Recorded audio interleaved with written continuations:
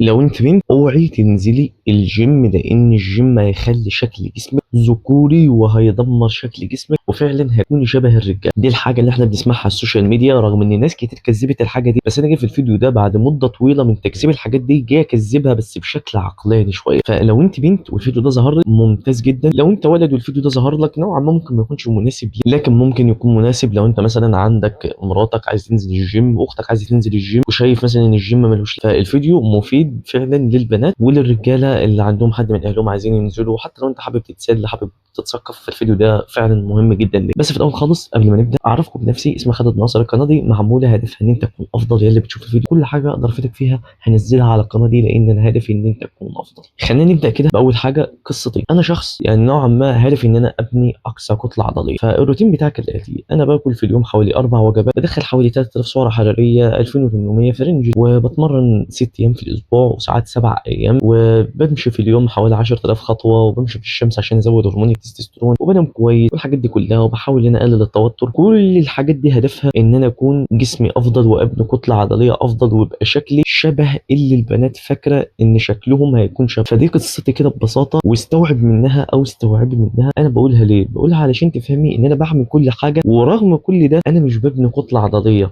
او ببني بس نسبه قليله. فانت فاهماني؟ ومش بقول ان انا ما وصلتش لزي البيج رامي او وصلت، لا، ما وصلتش لفكره البنات اللي انت بتشوفيهم على السوشيال ميديا اللي تلاقي دراعهم كبير ولا كانهم رجال، وهنتكلم عليهم في الفيديو، ويكون في النقط اللي احنا هنتكلم عليهم اكلمك برضو ازاي الناس دي واصله لكده وازاي البنات دي منظرهم عامل كده. فخليك معايا. فالمهم انت فهمت قصتي وفهمت انا بعمل ايه، ورغم كده ما وصلتش. تاني نقطه: ليه انت كبنت مش هتبني عضلات زي الرجاله؟ لان بكل بساطه الهرمونات تفترق. الهرمونات بتاعه الذكوره هي نوعا ما او بشكل كبير التستوستيرون هو بناء العضلات، يعني بناء العضلات. طبعا انت هتبني عضلات لكن مش زي الرجال، هرموناتنا مختلف. يعني انت هرمون الانوثه مثلا عندك كده وهرمون الذكوره عندك كده، انا العكس، يعني انا هرمون الذكوره عندي كده وهرمون الانوثه عندي كده. فاهماني؟ فالهرمونات مختلفه ما بيننا تماما. يعني رقم توضيحي: هرمون الذكوره عندي اعلى من الهرمون الذكوره اللي عندك حوالي من 10 ل 20%، وده حاجه واضحه لان انت بنت وانا ولد اكيد، يعني واضحه. فانت متخيله مدى الاضعاف من 10 ل 20 مره، رقم كبير. والتستوستيرون زي ما قلنا هو المسؤول عن بناء العضلات، هو المسؤول ان انا صوتي يكون تخين، هو المسؤول عن الذكوره. وبرضه هنخرج بره السياق كده، انا بسال نفسي طب ليه البنات عندهم تستوستيرون وليه الرجاله عندهم استروجين؟ جيت فكرت في الموضوع وبحثت عنه، لقيت ان بكل بساطه لو البنات ما عندهاش تستوستيرون والرجاله ما عندهمش استروجين، لو انا رحت سلمت على بنت ايديها هتتكسر في ايدي، لو عملت لها كده هتطير. والراجل نفس الكلام، الراجل هيمشي يضرب في الناس اللي بيشوفهم في الشارع. فيعني ده حاجه من نعم ربنا علينا، والحمد لله ربنا مقدر كل حاجه في جسمنا ان هي تخدم ان احنا نكون بني ادمين كويس. ثالث حاجه: ليه بنشوف بنات على السوشيال ميديا واصلين للشكل ده؟ وده اللي بيخوف اغلب البنات. بكل بساطه بياخدوا هرمون الذكوره، مش هقول لك بقى في تفاصيل وبيعملوا ايه وكذا وكذا وبيتمرنوا ازاي، هم بياخدوا هرمونات الذكوره، فهم رجاله زينا، نفس هرمونات الذكوره في جسمهم زينا او اعلى مننا، فاكيد اكيد هيبنوا عضلات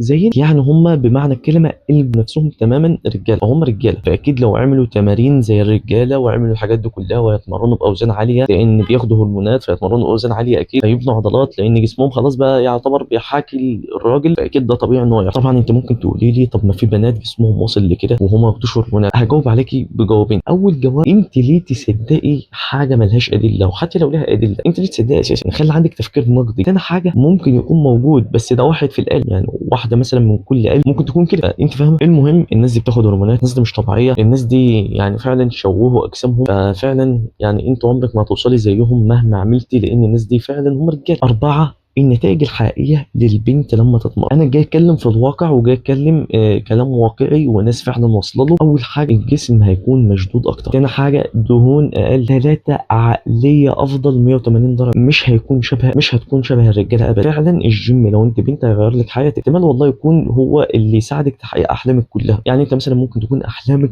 خارج الجيم، يعني انت مش عايزه تروح بطولات كمال اجسام مثلا او تشتغلي مدربه، انت عايزه جسمك بس يكون كويس، او هدفك مثلا اهداف تانية خالص.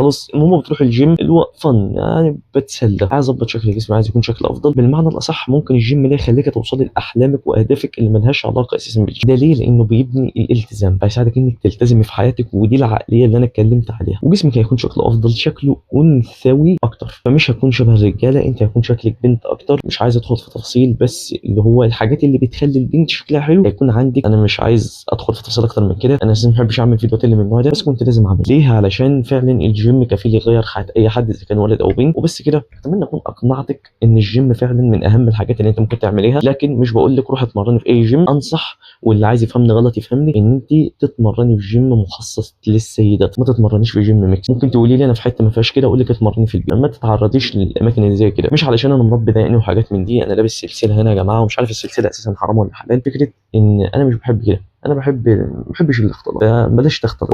واشوفك في الفيديو الجاي. كان مع خالد ناصر. لو انت مهتم انك تحسن شكل جسمك ويكون جسمك شكله افضل، او حابب تحجز معاه مكالمه، او لو انت عندك سكر، لان انا عنده سكر واقدر افيدك في مرض السكر، دوس على اول لينك تحت في الديسكربشن، ابعت لي رساله واساعدك بالخدمه المناسبه ليك. واشوفك في الفيديو الجاي. كان مع خالد ناصر. سلام.